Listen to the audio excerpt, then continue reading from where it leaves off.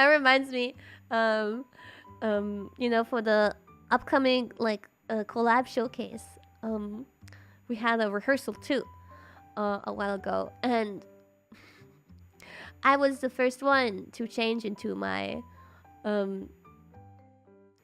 outfit. Yes, we all changed one after another, which is an interesting culture difference I wanted to mention anyway.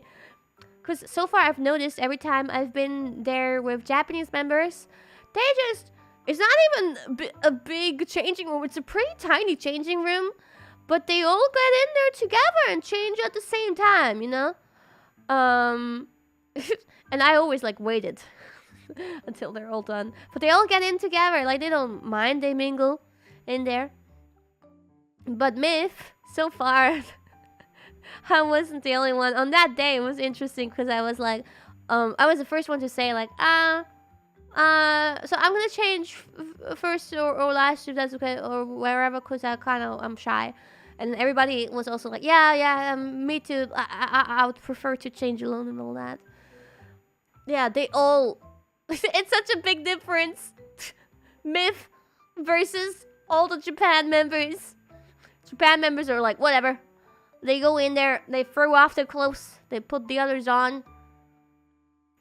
They don't give a shit. yeah, I think it's the whole onsen culture and all that.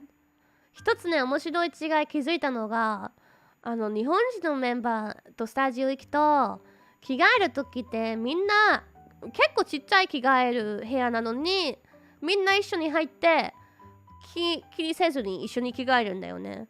でもこの前リハーサルでミフのメンバーと一緒に行ったら、みんなシャイでみんな恥ずかしくて、私別々で着替えたいですってみんな言ってた。私だけじゃなかった。うん。で、多分温泉とかのね文化があるからこそ日本人はね気にしないんだよね。私恥ずかしい。